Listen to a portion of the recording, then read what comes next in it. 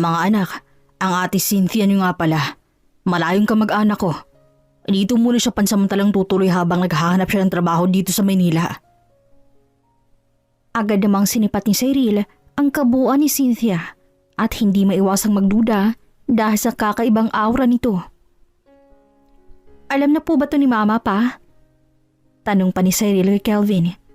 Natigilan naman sandali si Kelvin bago alanganin ng umiti. Kapag tumawag ang mama ninyo, sasabihin ko. Tiyak naman ako na matutuwa yun lalo pa't wala tayong ibang kasama dito. Mas mainam na may magtitingin sa inyo. Alam nyo naman na hindi maalam si Papa pagdating sa mga girl things. Oo nga naman, Cyril at Saiza. Masaya ako matulungan kayo sa kung anong kailangan nyo. Tulad ng sabi ni Kuya Kelvin. Singit naman ni Cynthia. Tumango na lang si Cyril at Saiza kay Cynthia at pumasok na sa kwarto. Sandali pang nag-isip si Cyril ng paraan para masigurado niyang hindi totoong hinala niya. Saiza, sa tingin mo ba kayang lokohan ni Papa si Mama? Sa tingin ko naman hindi. Pero pagdating kasi sa bisyo niyo, nagagawa niyang magsinungaling kay Mama. Kaya medyo tagilid rin Cyril. Bakit? Ang totoo, iba kasing kutob ko sa bahay yun eh. Ni minsan hindi ko pa siya nakilala sa family reunion na dinaluhan natin sa side ni Papa. Baka naman busy lang. At saka sabi naman ni Papa, malayong kamag-anak niya, di ba? Ewan ko talaga, Saiza. Iba pa rin ang hinala ko sa kanya eh. Malakas sa buntong hininga ang pinakawalan ni Cyril bago nagsimulang mag-aral. Sa kabilang banda naman, naroon si Marian, nakangiti at excited para tawagan ng asawa ng si Kelvin dahil tapos na ang working hour niya. Namimiss ko ng pamilya ko sa Pilipinas. Sambit pa ni Marian habang pinupunasan ng butil ang kanyang luha habang dinadial ang number ni Kelvin. Bumungad sa screen niya ang nakangiting si Kelvin, ngunit napalis ang ngiti ni Marian nang makitang may babae sa kanyang likod. Langga. Si Cynthia nga pala. Malayong pinsan ko. Okay lang ba na dito muna siya pansamantalang tumuloy habang naghahanap siya ng trabaho? Wala kasi siyang ibang matutuloy dito sa Manila eh. Ako lang kamag-anak niya rito. Sige. Kinabahan naman ako, Kelvin. Akala ko may binabahay ka na dyan na iba babae. Naku, lagot ka talaga sa akin. Wala uy. Sapat na kayo sa akin langga. Kumusta nga pala dyan? Asus, nambola pa siya. Ayos lang ako rito. Nasaan nga pala si Cyril at Saiza? Nasa kwarto nag-aaral. Alam mo naman, masisipag ang mga anak natin. Nakangiting sabi ni Kelvin. Napangiti na lang rin si Marian. Isang OFW si Marian sa bansang Norway sa Europe. Dalang pangarap na magpagtapos ang dalawang anak na si Cyril at Saiza. Kapwa sila mga kolehiyal na. Mahal ang tuition dahil dalawang sabay sa kolehiyo. Mabuti naman kung gano'n. Ikaw, Kelvin, kumusta naman ang trabaho mo? Okay lang langga. Huwag mong alalahanin. Bakit ka nauutal? Kumusta nga palang bahay natin? Malapit na bang matapos ha, Kelvin? Kumusta ang tindahan natin? Hindi ba tayo nalulugi? Hindi ka naman siguro nagpapautang, di ba? Tanong ni Marian.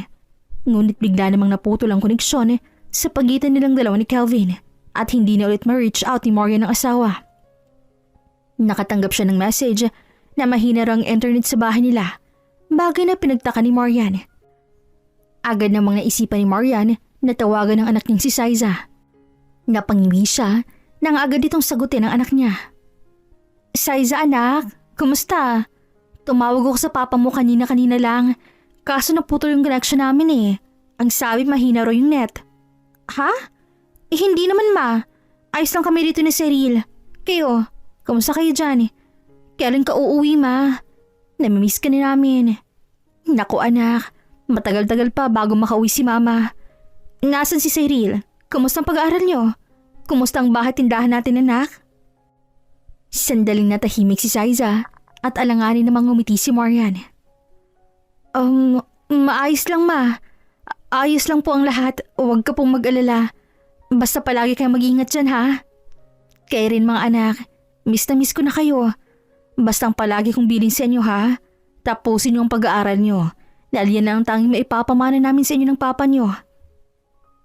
Pinahid ni Marian ng isang buti ng luha sa pisngi niya at ngumiti sa anak niyang si Saiza.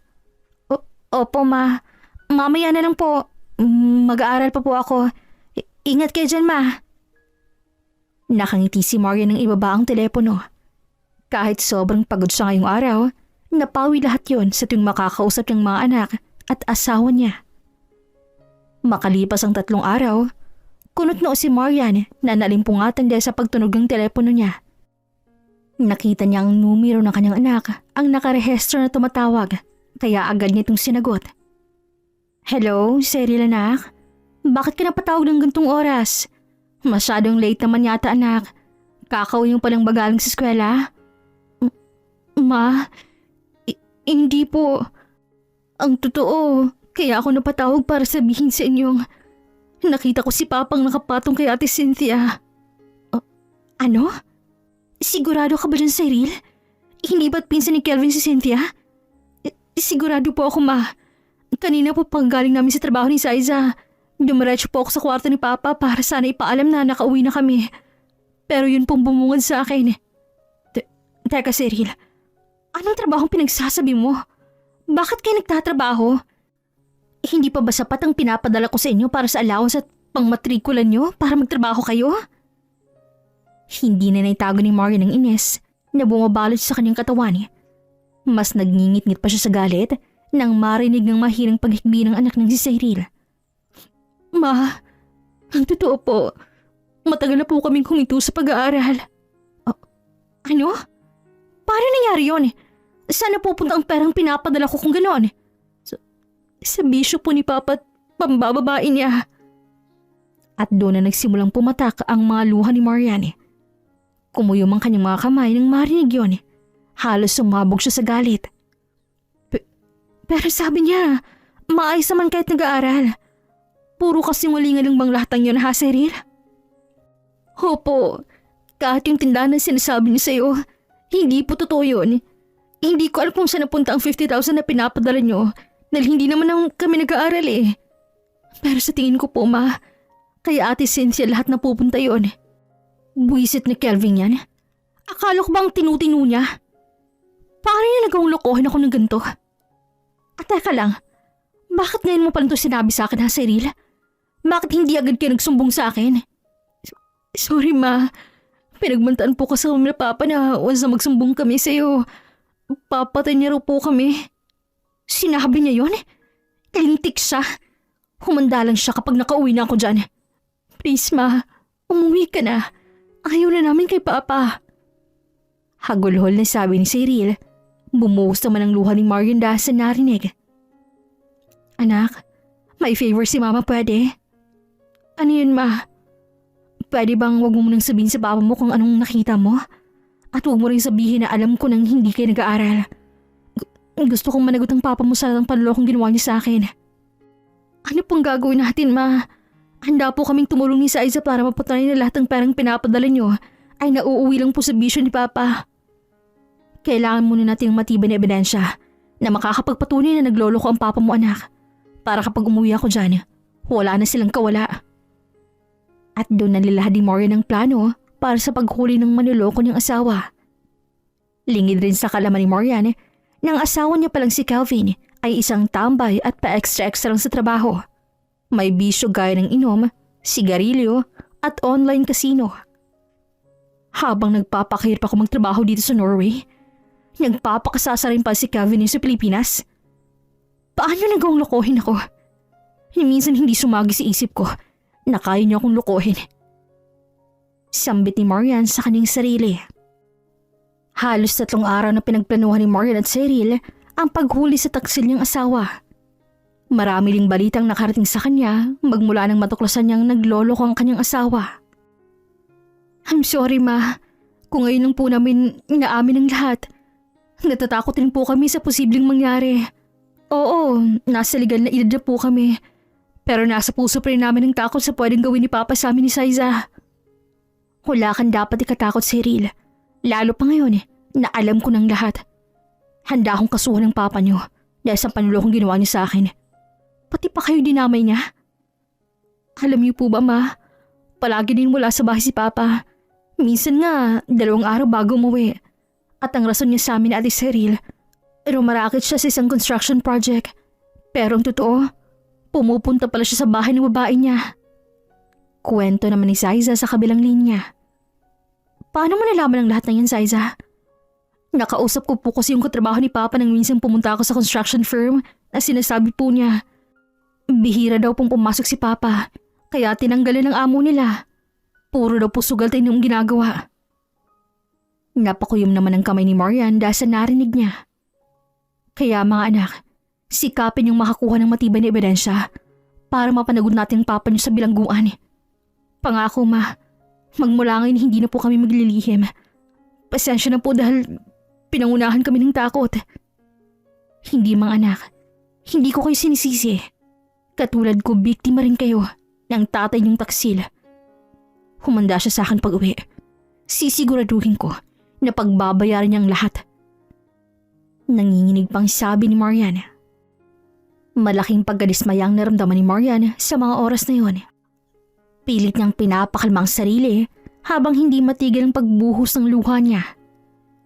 Hindi ako makakapayag na hindi mo pagbabayaran ang lahat ng ginawa mo sa amin ng anak mo, Kelvin. Kasama ang kabit mo.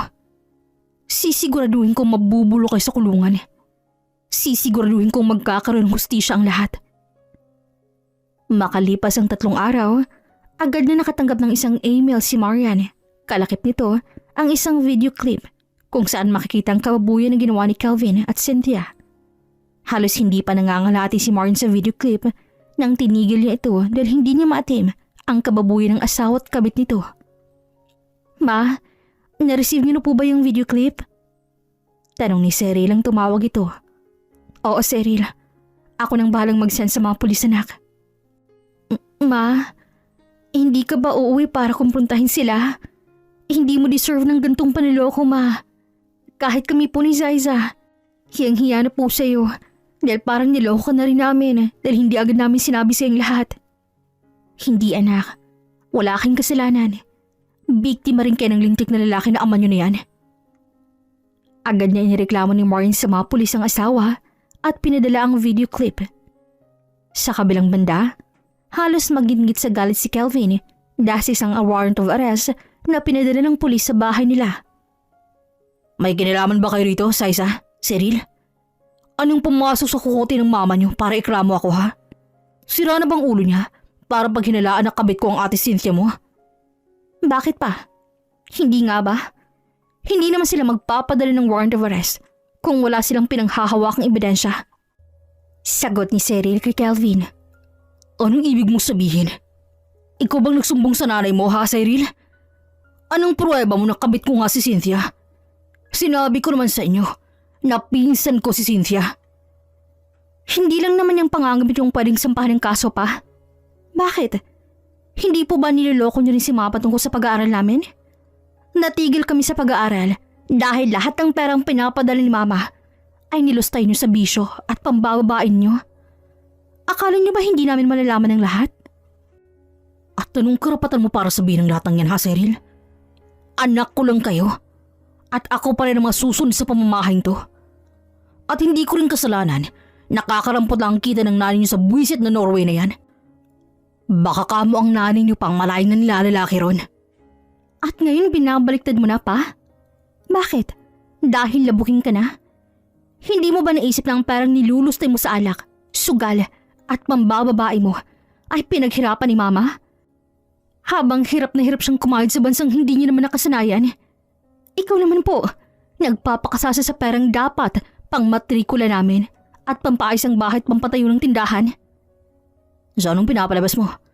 Na hindi kayo nakinabang sa pera ng nanay niyo? At ako lang mag-isang nanginabang? Hoy Cyril, itatak mo rin sa malit mong kukote na hindi lang akong nakikinabang at naglusti sa perang pinapadala ng nanay mo. Dahil kayo rin naman, ang lahat ng pangangailangan sa bahay na to at luho nyo galing sa perang nanay nyo. At sa pera ko rin naman. Sigaw ni Kelvin. Pumagitna naman si Saiza ng akmang pagbubuhatan na ng kamay ni Kelvin, si Cyril. Pera mo pa? At anong sabi niyo? Nangyayaginabang rin kami sa pera ni Mama? Natural! Anak niya kami. Pero pa, Ni minsan hindi kami humingi ng pera sa'yo. At kung talagang sa amin napupuntang perang pinapadala ni Mama, bakit kailangan pa namin magtrabaho ni Ate Cyril para lang mabili namin ang pangangailangan namin? At bakit kailangan namin tumigil sa pag-aaral kung ang dahilan ng magpapahirap ni Mama magtrabaho sa ibang bansa ay para matustusan niya ang pag-aaral namin? Ngayon, sagutin niyo ako pa. Bakit kailangan pa ni Mamang magpagkahirap sa pagtatrabaho kung gayong lahat ng perang pinagpaguran niya napupunta lang sa bisyo at babae ninyo? Manahimik ka, Saiza. At huwag mong isisi sa akin lahat. Huwag niyong isisi ang pagtatrabaho niyo dahil hindi ko kayo inutusan para gawin yan. Nagkusa kayo. At para sabihin ko rin sa inyo, hindi ko kasalanan na natigil kayo sa pag-aaral. Kasalanan niyo yan. Kung hindi ba naman kayo tanga, nangarap na nga lang kayo makapagkolehiyo, ay talagang mamahaling kurso pang napili ninyo? Anong akala niyo sa sarili niyo? Magagaling kayo? Hindi. Kaya huwag niyo akong masagot-sagot ng pabalang dahil wala akong karapatan. Mga peste kayo. Kumuyom ang kamao ni Calvin at tinulak si Saiza sa saril na siyang dahilan ng pagdaing ng dalawa. Ayan kasing napapala ng mga pakalamera. Alam niyo, Cyril at Saiza, kahit naman ang sumbong niyo sa nanay niyo, hindi yun uuwi. Mas mahal yung trabaho niya kaysa sa pamilya niya. Ano naman ang silbi ng pera niya kung wala ang presensya niya? Mag-isip-isip rin kayo. Kung gusto niyo ng kalinga ng isang ina, kaya kong ibigay sa inyo yon. Kagaya ng kalinga ng isang asawa na binibigay ko sa papa ninyo. Nakangising sabi ni Cynthia kay Cyril at Saiza na inalalayan silang tumayo. Marahas namang binawi ni Saiza at Cyril ang mga braso nila kay Cynthia nang sandaling makatayo sila.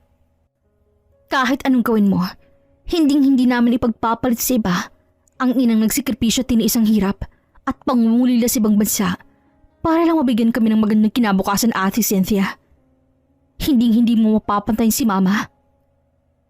Nanilisik na sabi ni Cyril.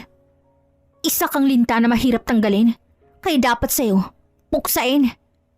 Sigaw naman ni Saiza. Huwag niyong pagsasalita ng masama si Cynthia. Wala kayong karapatan. Anak ko lang kayo. At kahit anong oras, pwede ko kayong palayasin dito. Sigaw rin ni Calvin. At sa puntong to, hindi na nakapagtimpi si Calvin at marahas ang hinablot ang magkabilang braso ni Saiza at Cyril at ang akma niya itong itutulak nang may humablot sa buhok niya. Marahas na hindi lang ni Morgan ang buhok ni Calvin at pinagharap sa gawin niya. Nakita ni Morgan ang gulat sa mukha ni Calvin nang sandaling magtama ang paningin nila. Malakas sinampa ni Morgan si Calvin at tinadyakan ang gitna nito. Namilipit naman sa sakit si Calvin at sandaling linapitan siya ni Cynthia. Mama! Maluhaluhang tawag ni Cyril kay Morgan. Agad namang nilapitan ni Morgan si Cyril at Saiza para salubungin ng yakap. Tahan namang anak, andito na si Mama. Anong ginagawa mo rito, Morgan? Hindi ba't dapat nasa Norway ka? Hindi pa tapos ang kontrata mo? Hindi pa nga tapos. Pero may kailangan akong unahing tapusin dito sa Pilipinas, Calvin. Masaya ka bang nakita mo na ako? Del ako? Oo. Sobrang saya ko na makita ko kayo ng kabit mo. Nagkakamali ka, Marian. Sinisiraan ako ni Saiza at Cyril sa'yo. Ninalulong sila sa pinagbabawal na bisyo. At talagang sinisiraan mo pang mga anak ko, ha, Kelvin? Hindi ka na ba nahiya sa sarili mo? Ginawa mo pang adik ang mga anak natin? Tanga ka ba, ha? Ang lakas pa rin ng loob mo nang magsinungaling kahit heto ng ebidensya. Turo ni Morgan kay Cynthia. Marahas itong ihinablot at kagaya ni Kelvin, ginawa rin ni Morgan ng makasisampal si Cynthia at pinagsasabunot. Aray! Nasasaktan ako, ano ba? Huwag kang tamang hinala. Pinsan lang ako ni Kuya Kelvin. Muling sinampal ni Morgan si Cynthia. Hindi nagawa pa rin itong magsinungaling sa harap niya mismo. Tama na, Morgan. Kung ang mga anak mo lang ang paninimulaan mo, wala kang mapapala. Hindi kita niloloko. Si Saiza at Cyril ang manloloko. Nilulusti nilang perang pinapadala mo para sa pamatrikula nila. Sad ni Kelvin at nagpagitna agad na inaliw sa kanya si Cynthia.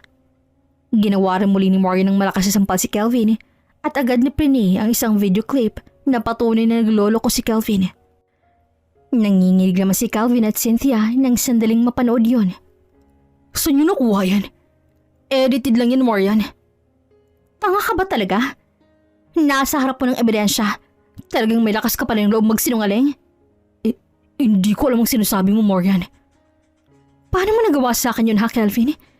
Sa 2 taong kong pagtatrabaho sa Norway, heto lang talagang madadatnan ko. Ang butas-butas na kisame sa dingding, ang magulong bahay, at may tinira ka pang higad. At nasa ng tindahan ng sinasabi mo ha, Kelvin? Saan mo dinala lahat ng perang dapat para sa pamilya at pangarap natin? Nagkakamali ka, Marian. Maling iniisip mo. Ha? At talagang pipilitin mong wala kang kasalanan? Ang kapal talaga ng apog mo, Kelvin. Ni hindi mo inisip ang paghihirap ko bago ko kita ng perang pinapadala ko sa'yo. Ni hindi mo inisip ang pagod ko. Wala ka ba talagang konsensya?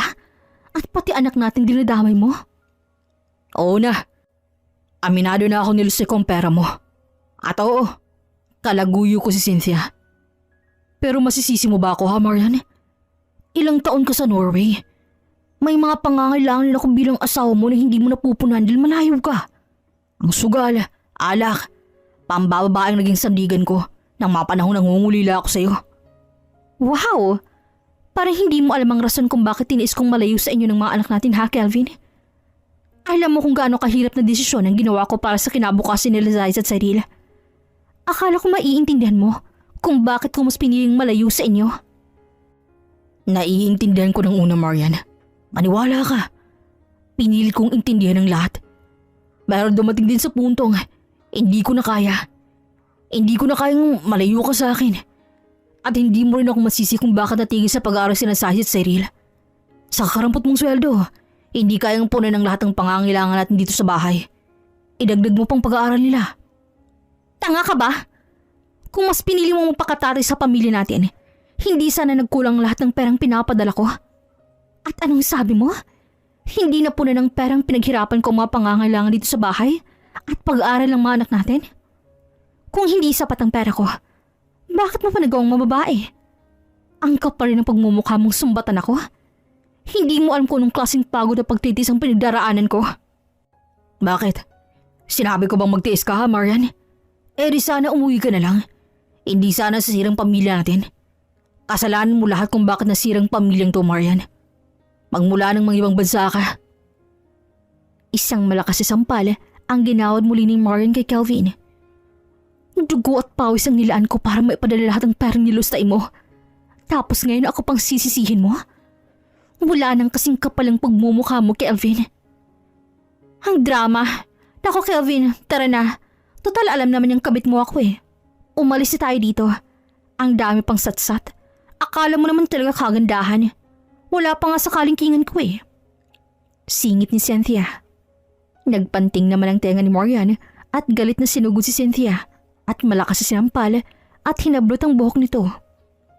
Kinaladkad ni Marian si Cynthia palabas ng bahay at doon nagsimula siyang ipahiya ang babae. Napuka naman ang atensyon ng mga kapitbahay nila Marian at nagsimulang magbulungan. Ang lakas rin ng loob mong makisawsaw sa usapan ng may usapan no? Ikaw na nga ang kabit. Ikaw pang may lakas ang loob para magyabang. Anong akala mo sa akin? Porket mas matanda ako sa'yo, hindi na kita papatulan, higad ka? Para kang anay, unti-unti mong sinisira ang pamilyang meron ako. At talagang tumira ka pa sa pamamahay na pinundar ko. Anong feeling? Masarap ang manirahan kasamang asawa ko ha, Cynthia? Sobra! Lalo na kung gabi-gabi akong pinapaligaya ng asawa mo, Marian. Hindi mo maranasan dahil nalosyang ka. Hindi dahil sa asawa mo, kundi dahil sa trabaho mo. Kaya hindi na ako magtataka kung bakit ka pinagpalit ni Kelvin sa isang tulad ko. Mukha pa lang, manang talaga. Lalo ngayon. Marahas sa tinulak ni Marian si Cynthia at sinampal muli. Ngunit nagulat siya nang sampalin ni Cynthia si Marian na mas lalong kinangit-ngit ng galit ni Marian. Ang kapal rin talaga ng pagmumukha mo. Ikaw na ang sumirang pamilya namin. Ikaw pang may ganang manampal. Mahiya ka naman, Cynthia. Ang bata-bata mo pa. Diyos por santo. 40 ng asawa ko. At anong sabi mo? Maganda ka kaya ka pinatulan ni Kelvin? Anong silbi ng ganda mo kung malandi ka naman? Ang ganda kumukupas. Pero ang kalandian mo, habang buhay mong dala yan. Tinadya ka ni Marian ng tiyan ni Cynthia na siyang kinadaing nito. Marahas niyang muling hinablot ito patayo at malakas sa sinampal. Hindi pa nakontento si Marian at ginawaran pa niya ito ng malakas na suntok sa mukha. Nanginginig ang mga kamay ni Marian na binitawan niya si Cynthia na humahangos. Lumapit naman si Kelvin kay Marian at nang akmang pagbubuhatan na ng kamay ni Kelvin si Marian, nang agad niya itong napigilan at agad na sinampan ni Marian si Kelvin ng napakalakas. Wala kang karapatang saktan ako, Kelvin.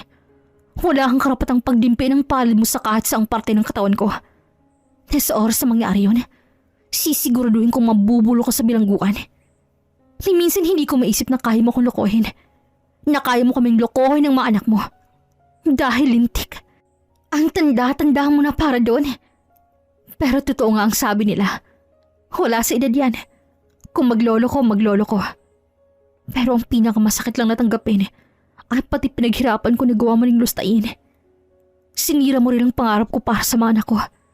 Sinira mo ang kinabukasan nila. Hindi ako sumira ng lahat. May kasalanan ka rin, Marian. Huwag ka nga magmalinis. Kasalanan ko? Ang tanging kasalanan ko lang naman sa pamilya natin ay hindi ko napunan lahat ng pagkukulang ko bilang ina sa mga anak natin. Pero wala akong kasalanan sa iyo, Kelvin. Ginawa ko lahat ng makakaya ko para sa pamilya ko. Tiniis kong paghihirap. Inalay kong buong buhay ko para sa pamilya natin. Nagtiis ako ng 2 taon sa bansang hindi ko naman nakasanayan. Puno ng takot ang puso ko, Kelvin. Pero dahil gusto ko makapagtapos ng pag-aaral ng anak natin at mabigyan kayo ng magandang kinabukasan, tiniis ko yon. Dahil umaasa akong nasa likod pa rin kita at handa mo akong saluhin kapag hindi mo na kaya. Umaasa akong may katuwa ako sa pagbigyan ng magandang kinabukasan sa anak natin. Kasi asawa kita, Kelvin. Alam mo ang obligasyon mo sa pamilyang to. Ginawa ko ng obligasyon ko, Marian. Naging ama't ina ako sa mga anak natin habang wala ka. Ni minsan man lang ba hindi mo naisip yun? Ginawa kong obligasyon ko ng tama. Ginawa mo ang obligasyon mo. Pero sinabayan mo naman to ng paniloko. Kung hindi ka natukso, hindi mangyayari ang lahat ng to, Kelvin. Nagsumikap ako magbigay ng magandang kinabukasan ng mga anak natin. Ginapang kong pampaaral sa kanila. Wala tayong isang kusing na pwedeng ipamalas sa kanila. At ayaw ko rin matulad sila sa akin. Sa atin, na hindi na nga tayo nakapagtapos ng high school. Pati ba naman anak natin ganun rin? Kung wala kang pangarap sa anak natin, pes ako, meron. Mataas ang pangarap ko para sa kanila na sinira mo lang. Halos maisubsob ni Marian ang sarili nang mapaluhod siya sa lupa habang umiiyak. Hindi niya na napigilan ang sarili. Hinayaan niya nang mailabas ang sakit na namumuo sa kanyang dibdib. Ano pang hinihintay mo, Kelvin? Tulungan mo kong tumayo dito at umalis na rin tayo. Buisit na asawa mong yan. Ang sarap sa bunutan. Bakit hindi mo gawin, Cynthia? Ang dami mong satsat. Ayun ang mga pulis, oh. Sa kanila magpaliwanag. Anong ibig sabihin nito, Marian? Ipapakulong mo ako? Ang kapal ng pagmumukha mo. Wala kang utang na loob. Ikaw ang walang utang na loob, Kelvin. Nararapat lang na sa isang tulad niyong maliloko ay mabulok sa kulungan. Halos lahat ng pagpupumiglas ay ginawa ni Kelvin para makawala, ngunit hindi siya nagtagumpay. Agad siyang pinusasan kasama si Cynthia at dinala sa police station. Naiwan namang nahihina si Marian at agad na inilalayan papasok ng bahay nila Cyril at Saiza. Patawarin mo kami, Mama. Hindi sana lumalapan ng gantong sitwasyon kung hindi lang kami natakot kay Papa. Wala kayong kasalanan, Cyril. Ay huwag niyong sisihin ang sarili niyo. Hanga rin ako sa katabangan yung dalawa ni Saiza. Dahil kahit takot na takot kayo, nilakasan niyo pa rin ang loob niyo para magsumbong sa akin ng lahat. Salamat sa inyo. Wala yun, Ma. Huwag kang mag-alala. Nandito lang po kami ni Ate Cyril. Hindi ka po namin iiwan. At tutulungan ka po namin para makapagsimula muli. Magiging testigo rin po kami sa kaso nila, Papa, para hindi na nila matakasan pa ang bilangguan. Sa kabila ng nangyari, nagawa pa rin umiti ni Marian dahil sa mga narinig niya galing sa anak niyang si Saiza at Cyril. Hindi na aakalain na uuwi siyang ganito ka-mature ng anak niya. Isang linggo nang lumipas ang makauwi si Marian sa Pilipinas. Umuusad din ang kasong isinampa niya kay Kelvin at Cynthia. Ngunit nag-iwan dito sa puso niya ng malaking sugat. Lalo na nang makita niyang nagtatrabaho ng kanyang dalawang anak at imbis na mag-aral. Saiza, Cyril, tumigil na kayo sa pagtatrabaho at mag-focus na lang kayo sa pag-advance study mga anak para kapag bumalik na kayo sa pag-aaral, hindi na kayo mahihirapan makipagsabayan sa kanila. Sambit ni Marian isang dapit hapon nang papaalis na ng bahay si Cyril at Saiza upang tumungo sa trabaho. Okay lang po ma, hayaan niyo muna na kami naman ang magtrabaho para po sa inyo. Kaya naman namin isintabi ang pangarap namin para matulungan po kayo. Alam namin na hindi madaling pinagdaanan niyo bilang OFW, lalo na ngayon. Wala tayong ibang mapagkukunan ng panggastos. Dahil nilos sa lahat ni Papa at may kaso kayong dapat pagtunan ng pansin. Oo nga po ma, tama po si Ate Cyril. Magpahinga na lang po muna kayo. At kami naman ang bahalang kumayod para po sa inyo. Nasaksihan po namin ang sakripisyo niyo para sa amin na Ate Cyril. At sobrang thankful po kami na kayo naging mama namin. Hayaan niyo na po muna kami na Ate Cyril ma, na umako ng lahat ng obligasyon dito sa bahay. Huwag kayong mag-alala. Makakabalik pa po kami sa pag-aaral. Hindi naman po kami nakikipag-unahan. May tamang timing para sa amin ni ate. Di ba ate? I agree, Saiza. Kaya ma, dyan ka muna. At hayaan mo kami magtrabaho para naman makabawi kami sa itong sakripisyong ginawa mo para sa amin. At palagi mo ring tatandaan, andito lang po kami ni Saiza sa likod mo. Back up mo po kami kapag hindi mo na kaya. Hindi napigilan ni Marian ang sarili na maging emosyonal dahil sa mga narinig niya galing sa dalawang anak. Agad niya itong niyakap at doon pumuhos ng tuloy ng luha niya. Nagkaroon din siya ng panibagong pag-asa para harapin ang panibagong umaga. Nagkaroon siya ng lakas para harapin ang lahat ng problemang dumating sa kanya. At nagkaroon siya ng lakas ng loob para sandaling ilapag ang pasan-pasan niyang problema. Dahil alam niyang meron siyang dalawang anak na handang gawin ang lahat, maramdaman niya lang na hindi siya nag-iisa sa matinding hamon ng buhay na kinakaharap niya. Lumipas ang mga araw, linggo at buwan. Napatuloy pa rin si Marian na nagdarasal na mapatawan ng nararapat na parusa si Kelvin at Cynthia dahil sa panulokong ginawa nito sa kanya at sa mga anak niya. Nagpaalam si Marian sa amo niya sa Norway na hindi agad siya makakabalik at malaking pasasalamat niya na naiintindihan siya nito at handang maghintay kung kailan siya babalik sa Norway. May lakad ka ba? Akala ko po ba bukas pa pong hearing? Tanong ni Cyril kay Marian nang makita nitong bihis na bihis. Nakangiti naman si Marian lumapit kay Cyril at Saiza. Bukas pa nga anak, pero nakausap ko ang amo ko sa Norway at pinayagan niya ako magtrabaho muna dito sa Pinas habang hindi pa tapos ang kaso na finale ko sa papa mo at sa babae niya. May balak rin kasi ako mag-file ng annulment. Wow! Congrats ma!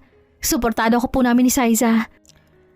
At masaya po ako na naisipan mo mag-file ng annulment dahil hindi mo po deserve si Papa. Ganun na nga, Cyril. Almost 21 years na kaming kasalang Papa mo. Pero ngayon lang niya naisipang magloko kung kailan matandaan na kaming dalawa. Ang hirap lang rin isipin na maglalaho na parang bulang 21 years naming pagsasama dahil lang sa isang pangyayari. Ang hirap rin kasi kay Papa ma. Papetiks-petiks lang siya. Parang lahat sa kanya easy lang. Pero ang totoo, wala talaga siyang pangarap sa buhay ma. Easy go lucky ang motto niya. Puro sa barkada, inom, online casino. Nakala mo walang obligasyon na kailangan gampanan. Hindi ko nga alam ma kung bakit si Papang napili niyong asawahin. Alam mo anak, hindi naman ganyan dati ang Papa mo. Masipag at matyaga siya ng kabataan namin. Bagay na hinangaan ko. Hindi niya rin pinabayaan na nagutom kayo. Nagsumikap siya para makabukod kami sa pamilya niya. At nagsumikap siyang maharap ako sa altar. Bit-bit ang mga pangako niyang magsasama kami sa habang buhay. Kung sa nabala o palabas may happy ending, sa totoong buhay bihira lang. At tingin ko, kami ni Papa niyo, kabilang sa walang happy ending ng love story. Pero masaya pa rin ako dahil meron akong kayo. Magbago man ang lahat ng tao, kasali pa rin ang Papa niyo. Ayos-ayos lang sa akin. Basta meron akong kayo. Sobrang saya ko na nun. Kami rin po ni Saiza ma. Masaya kaming sa huli, tayong tatlong magkakasama. At pangako namin sa'yo na kung kami naman magkakaroon ng sarili-sariling pamilya, kikilatisin na namin agad ang mapapangasawa namin para hindi po kami matulad sa inyo, no? Natatawang sabi ni Cyril. Natawa na lang rin si Marian at Saiza. O siya, tama ng tsikahan. Aalis na ako at baka maunahan pa ako ng iba sa pag-a-applyan ko. Dahil sa maraming experience si Marian pagdating sa trabaho, hindi naman siya nahirapang makahanap. Natanggap siya sa isang resto bilang waitress, kaya nagpapasalamat siya. Masaya siyang umuwi para ibalita sa kanyang dalawang anak yun. Maging si Sai si Cyril, laban siya ng tuwa dahil sa nalaman. Cyril anak, matagal ka pa ba? Kailangan ko nang pumunta ng hearing. Baka malita ko. Sigaw ni Marian kay Cyril. Ngayong araw last hearing ng kaso na sinampan niya kay Kelvin at Cynthia. Umaasa pa rin siya na banilig ng husgado ang reklamo niya at mabigyan ng hustisya ang panulokong ginawa sa kanya ni Kelvin at Cynthia. Halos 3 buwan na rin nakalipas magmula nang makauwi siya dito sa Pinas. Naroon pa rin sa puso niyang sugat na dulot ng kanyang asawang si Kelvin at kabit nito. Ngunit bilang isang ina, hindi pa rin nawawala ng pag-asa si Marian at patuloy pa rin lumalaban sa hamon ng buhay. Eto na ma, tara na po. Sagot ni Cyril at nagsimula na silang maglakad palabas ng bahay.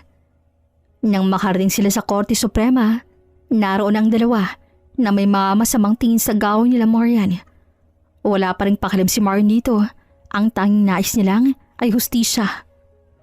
Kinakabahan ako ma, pero sure naman akong guilty ang mapapataw sa kanila dahil matibay pong ebidensya ng lahat ng binigay natin. Lalo na po yung video clip kung saan may ginagawang milagro si Papa at yung kabit niya. Sambit ni Saiza. Natapos ang hearing na nagdiriwang puso ni Marian nang mapataw ng 12 years na pagkakakulong sila Kelvin at Cynthia sa kasong concubinage or pangangaliwa at estafa para sa paniling lang ni Kelvin kay Marian na gagamitin raw kuno ng pera para sa pagpapatayo ng tindahan pero napunta sa bisyo nito.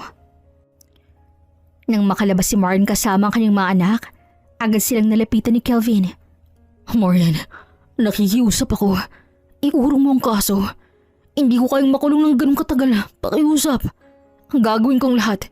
Iurong mo lang kaso para sa amin ni Cynthia. Hindi na magbabagong desisyon ko, Kelvin. At isa pa, nadinig na ng korte ang kaso nyo.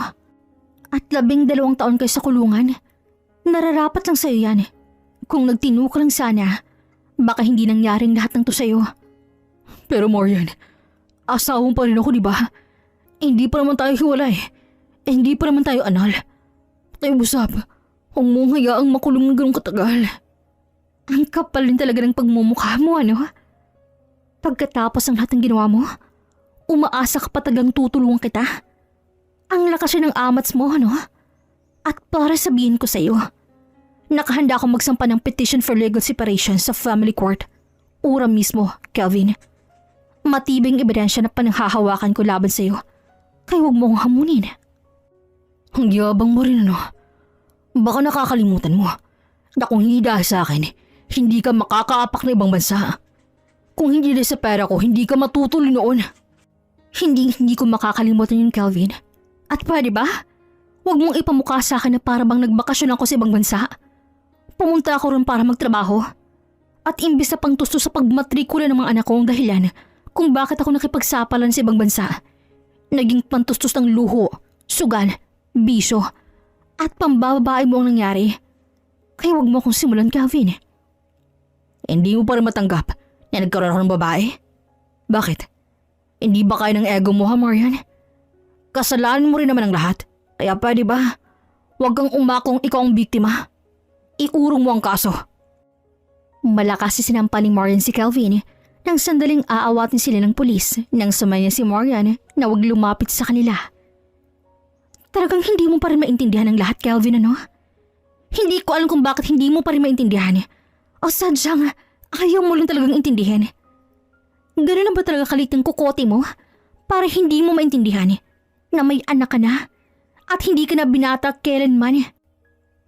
Pero ni minsan, hindi ka man nagpakatatay sa manak natin. Ikaw na malapit. Ikaw pang mahirap takbuhan. Wala kang kwentang ama't asawa. Kung ganun, Mas mabuti nga talagang niloko kita. Dahil masama ang ugali ko, Marian. Habang buhay kitang isusumpa. Sigaw ni Kelvin at ngumisi na tila nababaliw na. Napalayo naman ng bahagya si Marian at nagulat sa inakto ni Kelvin. Agad nilalapitan ni Zaiz at Cyril si Marian. Ayos lang kayo ma, anyari doon? Parang nababaliw na si Papa at Cyril. Hindi kaya nagda-drugs yun si Papa? Hindi mo labang mangyari yun. Baliw ng ama ninyo. Tara na, umuwi na tayo. Nag-iinit ng lalong ulo kapag nakita kong papa nyo. Imbes na masaya ako ngayon. Ma, kalma lang po. Huwag mong masyadong isipin si Papa. Ang isipin mo na lang po ay yung ngayon. Oo nga naman ma, tama si Saiza. Wala naman ang magagawa si Papa eh. Nakakulong na siya. At kailanman hindi na po tayo magagampala. Kaya mag-focus lang po tayo sa present at walang bakas si Papa. Lumipas muling araw, linggo at buwan at nagsimula muli si Marian kasama ang anak niyang si Zaiz at Cyril. Hindi alintanang hikahos sa buhay, basta masaya siya sa buhay na meron siya ngayon. Hindi naging madaling proseso ng annulment nila, lalo pa at kailangan ng malaking halaga ni Morgan bago siya makapag-file. Kaya nagsumikap siyang magtrabaho para makaipon ng sapat na pera. Kumusta kayo mga anak? Huwag niyong masyadong isubsob sa trabaho sa sarili niyo ha. Ugaliin niyo ring magpahinga. Ayos lang kami ma. Ikaw dapat ang huwag magsubsob sa trabaho ma. Tumatanda na kayo. Kailangan niyo na pong magpahinga. Hayaan niyo na kasi kami ni Zaiz ang magtrabaho. Kaya naman na namin. Sagot ni Cyril at minasahe si Marian. Naku anak, malakas pa si mama. Kailangan ko rin magtrabaho para may pandagdag sa gastos dito sa bahay at makaipon rin ng sapat na pera para sa annulment namin ng papa niyo. Medyo may kamahalin kasi. Nagbabalak na nga akong bumalik ng Norway. Kaso hindi ko na yata kaya pang iwan kayo rito. Kaya dito na lang ako. Mainam yan ma. Dito na lang po kayo. Ako wag niyo na rin pong isipin ang pag-aaral namin. Dahil mag-aaral lang kami kapag may sapat na rin po kaming ipon. Maraming salamat mga anak. Sobrang saya ko na nagkaroon ako ng anak na kagaya ninyo. Sobrang mauunawain at mabagmahal sa magulang. Minalas man ako sa papa niyo. Swerte naman ako sa inyo dahil napakabuti niyo. Hindi ma, maswerte kami ni Saiza na kayong naging amama namin. Kaya thank you ma. Uy, Marian, kumusta? Mukhang masaya ka ngayon. Hindi kagaya dati na kapag pumapasok ka dito sa resto ay malungkot ang mga mata mo. Ayos lang Myrna. Masaya lang ako sa mangyayari sa buhay ko. Kamakailan lang kasi napatao na ng 12 years na pagkakakulong asawa ko. At ngayon naman masaya ako dahil may mga anak akong mababait. Nakakahanga ang tapang mo Marian. Isipin mo, talagang pinaglaban mong karapatan mo bilang babae. Kaya hanga kami sa'yo. Nakangiti naman na tiningnan ni Marian si Myrna. Halos sa 6 na buwan ang nakalipas, magmula nang mapataw ng parusa si Kelvin at Cynthia. At halos 6 na buwan na rin na masaya ang puso ni Marian dahil roon. Masaya siya na sa wakas, naipaglaban niya ng karapatan niya bilang asawa at ina ng mga anak niya. At sa 6 na buwan niya ring bilang waitress, marami na siyang nakilala. Kabilang doon si Myrna na naging close friend niya.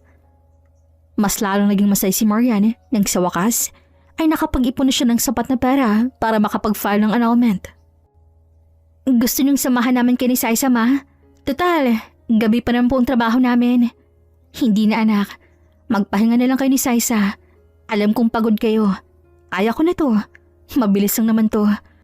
Magpa-file lang naman ako ng annulment. Tapos, dediretso na ako sa trabaho. Nakapag-file na nga ng annulment si Marian at maghihintay na rin siya ng tawag kung naaprubahan ito ng korte. Kumusta Marian? Umuusad na ba ang annulment na na-file mo? Hindi ko pa alam Myrna. Tatawagan na raw ako. Ang problema, kailangan ko rin namang makita si Kelvin dahil kailangan ng pirma niya. Baka biglang matrigger ang galit ko at mag-away lang kami. Naku, kailangan mo talagang harapin ang katotohanan Marian. At isa na mas maganda ng makausap mong asawa mo para sa closure.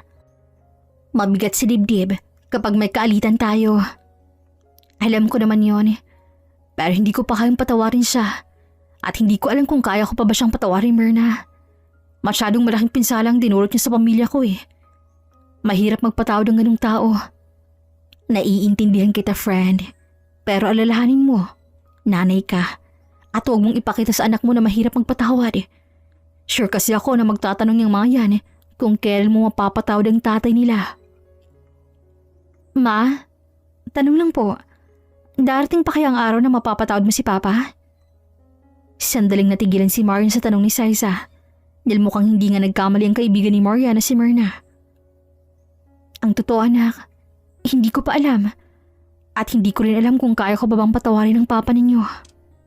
Naiintindihan ko po ma, kahit kami rin naman ni Ate Cheryl, hindi rin po namin alam kung kailan mapapatawad pa ba namin si Papa. Traumatized na po kasi kami.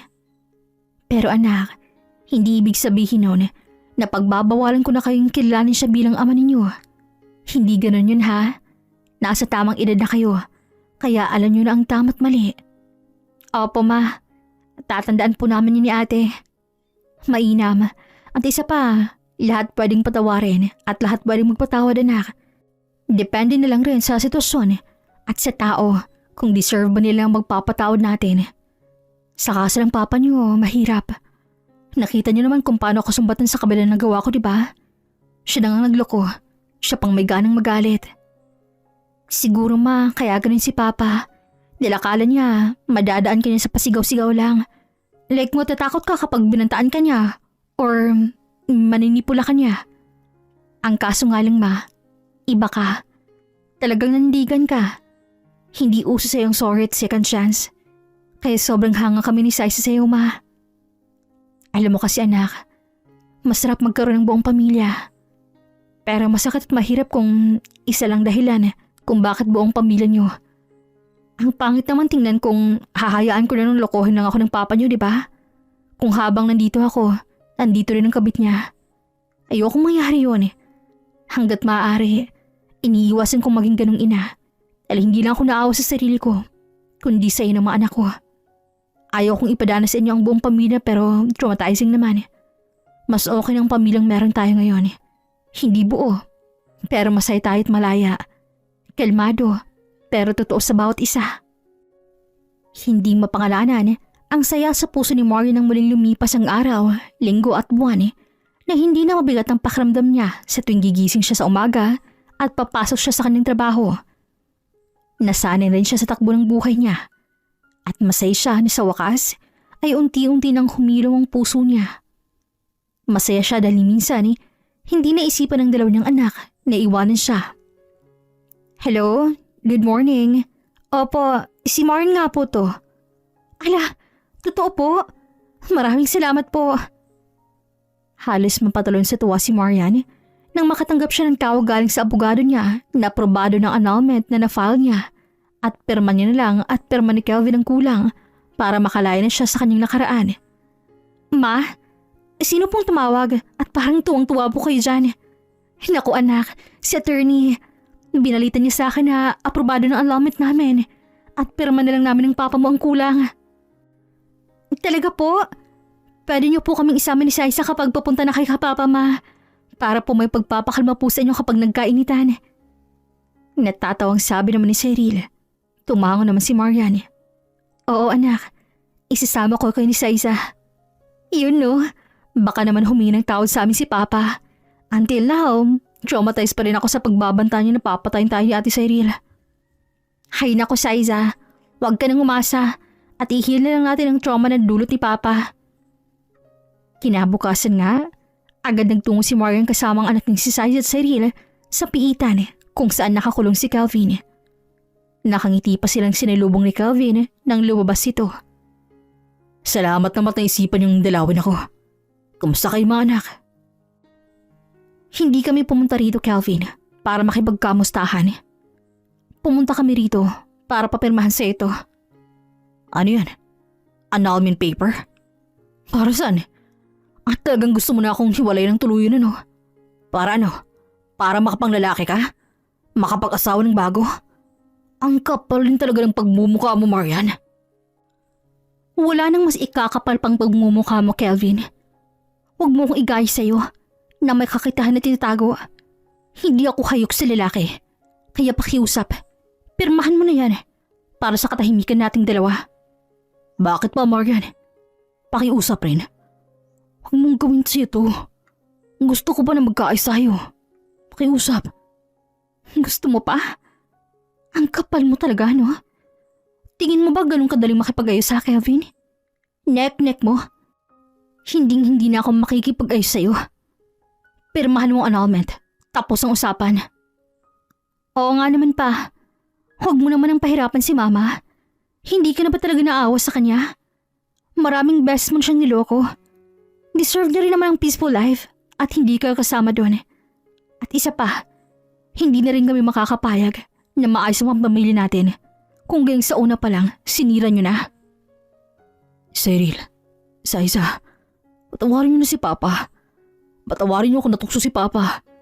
Hindi ko naman ginusto yun, anak eh. Pasensya na pa. Hindi mo na pumaayos pang pamilyang nasira na. Katulad ng nabasag na baso. Mahirap nang ibalik sa dati pa. Hindi rin lahat ng tao deserve ng second chance. Lalo na ng pagpapatawad. Yun ang natutunan ko sa buhay. Realization hits me hard na hindi lahat na nagkakamali ay deserve ng second chance. At napatunayan niyo yun pa. Napayuko naman si Kelvin at napatingala naman si Marian at iniwasang maluha na sinalay niya mula sa dalawa niyang anak. Hindi ko namang sasabihin sa isa. Cyril, masyado ko yata kayo nasaktan kaya naisip niyo yun. Ngayon ko na napagtanto na malaki pala talagang pagkakamali ko at nalamatan ng tiwalang meron kayo sa akin. Patawarin niyo ako. Hindi lang nalamatan pa. Sirang-sira na rin ang tiwala namin sa Aiza. Hindi ko alam kung bakit naisipan niyo pang mamabae at lokohin si Mama ng sobra. Eh kami nga na anak niyo sobrang appreciate namin ang pagsasakripisyo niya. Pero kayo na mismong asawa, hindi niyo malang nakita ng lahat ng yun. Plano pa naman sana namin na once na nakapagtapos kami, papahintuin na namin si Mama magtrabaho. At kayo, bibigyan namin kayo ng puhunan pang negosyo. Nasa plano na namin lahat eh. Sinira niyo lang. Sa isang iglap na wala lahat. Dahil sa bisyo at pambababae ninyo. Kung alam ko lang na ganito ang kahantungan ng lahat mga anak, sana nakontrol ko ang sarili ko sa bisyo at kasino. Sising-sisi ako sa mga nagawa ko. At maiintindihan ko kung hindi nyo na ako kaya pang patawarin.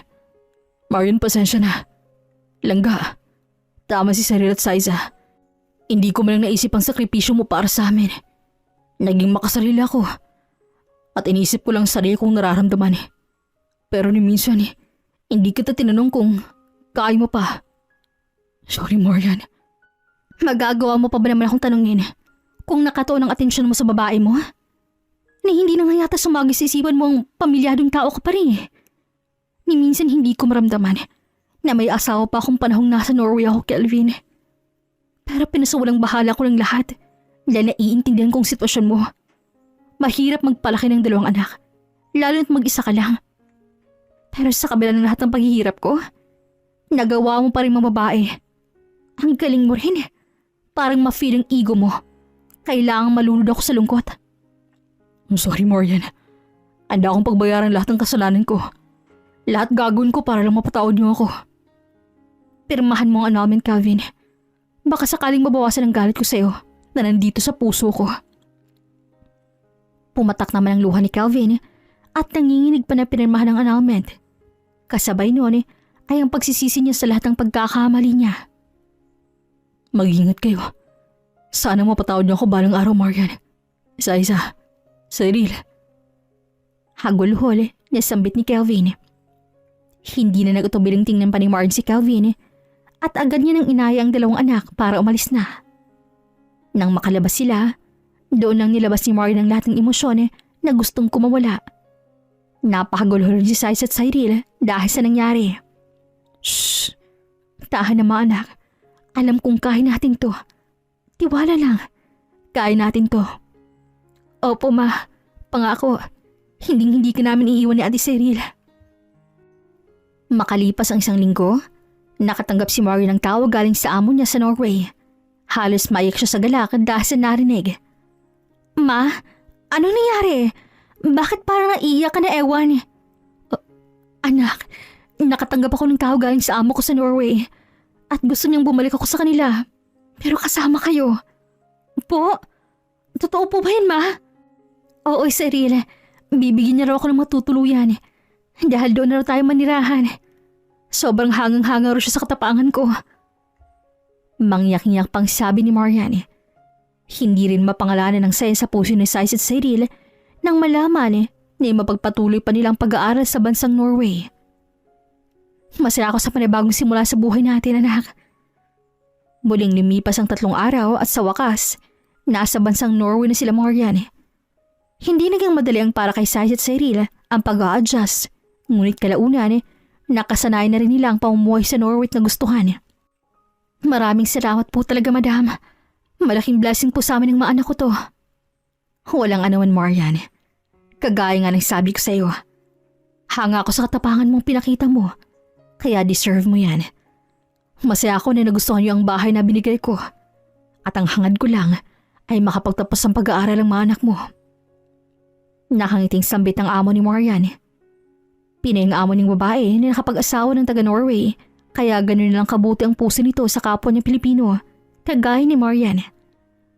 Makalipas ang 4 na taon, nakapagtapos na si Sais at Cyril ang pag-aaral sa bansang Norway at nagkaroon agad ng stable na trabaho. Congratulations sa promotion mo sa trabaho, anak. Deserve mo yan. Thank you, Ma. Wala ang promotion to kung wala po kayo. Kayong dahilan kung bakit pinag-iigihan ko sa trabaho. Kayo ni Sais ang dahilan kaya masaya akong nagtatrabaho. Nang bola pa sa ate Cyril. Naku, Ma. Lahat ng achievement na natanggap namin ay dedicated po namin sa iyo. Dahil kung hindi dahil sa sakripisyo ninyo, hindi kami makakabalik sa pag-aaral. Salamat na rin po kay Madam dahil tinuring kayo. Kayo talagang blessing sa buhay ko, mga anak. Sa kabila ng masalimutan nangyari sa buhay ko or natin, nanatili pa rin kastabi ko. Salamat sa hindi pag-iwan sa akin. Mahal na mahal ko ang dalawa. Mahal na mahal ka rin namin, Ma. At kung totoo man second life, Ma, kayo pa rin ang pipili namin bilang mama. Masaya akong marinig yan sa Isa. Sambit ni Marian at ginawaran ng yakap ang dalawa. Kumusta na kaya si Papa, Ma? Napatawad mo na po ba siya? Sandaling tanong ni Cyril. Tingin ko naman ay oo, pero hindi pa ganun kabuo. Pero masasabi ko pa rin na napatawad ko na nga ang papa niyo. Ako rin, Ma. Mas gusto ko kasi na walang iniisip. At saka kahit gaano kasama si Papa, ama pa rin namin siya. Right, Ate Cyril? Tama ka, Saiza. Kahit balibalik na rin man natin ng mundo, siya pa rin ang tatay natin. Kaya kahit gaano pa siya kasama, deserve niya pa rin ang magpapatawad natin. Para na rin sa peace of mind natin, di ba? Lumipas muli ang araw, linggo at buwan. Nasunod-sunod ang blessings na dumating sa pamilya ni Marian. Naging maayos na rin pamumuhay nila, hindi na kagaya ng dati. Masaya na si Marian na makita kung gaano ka-successful ang anak ni si Sais at Cyril. Masaya rin siya dahil sa kabila ng lahat ng nangyari. Sa huli ay masaya at tahimik na ang buhay na kahahantungan niya. Masaya rin siya na nalagpasan niyang lahat ng problemang kinakaharap nila noon. Ma, patay na rin po si Papa. Humahango sa balita ni Cyril isang umaga nang umuwi siya galing sa trabaho. Sandali namang natigilan si Marian. Maging si Saiza ay natigil sa pagbabasa at sandaling lumapit kay Marian. Ano na nangyari, ate? Usisa ni Saiza na noon ay nakaramdam na rin ng lungkot para kay Calvin. Nagkasakit raw si Papa habang nasa kulungan at hindi niya kinaya pa. Binawian na siya ng buhay. Sandali naman silang natahimik at lihim na nanalangin para sa kaluluwa ni Calvin. Naway kung nasa naman kaluluwa niya, sana masaya siya. Tanging nasabi ni Marian at pinunasan ng namamasang mata dahil sa luha. Sa kabila ng panuloko ni Calvin, hindi pa rin naging madali sa kanilang pagkawala nito dahil kahit papaano, naging parte pa rin ito ng buhay nila at ama pa rin to nila Sais at Cyril. Kahit gaano kasama si Calvin, nagkaroon pa rin si Marian at ang mga anak niya ng araw upang ibagluksa at ipag-pray si Calvin. Ngunit makalipas ang isang linggo, agad namang nabalitaan ni Marian na patay na rin ang kabit ni Calvin na si Cynthia. Ano nangyari? Bakit parang sunod-sunod silang namamatay? Nagkaroon daw po ng parol si Cynthia at nakalaya. Nagkaroon po siya ng ka-live-in partner. Kaso ang sabi ng pulis, base raw po sa investigasyon, nalulung raw po si Cynthia sa droga at pinatay ng bagong kinakasama. Napasingap naman si Marian at Saisa sa kwento na yun ni Cyril. Ganoon pa man, wala na silang magagawa sa mga nangyari dahil alam nilang may rason ng lahat kung bakit nangyari yun. Nagpatuloy na namuhay si Marian kasama si Cyril at Saisa na matiwasay at mapayapa sa bansang Norway. Baon nilang mga aral na natutunan sa masalimuot nilang karanasan. Masakit pa nang nangyari sa kanila pero nagpapasalamat pa rin si Marian dahil nagtagumpay siya sa kanyang laban at karapatan. Hanggang dito na lamang po. This is Regine here in Miss Teen Stories. Daghang salamat!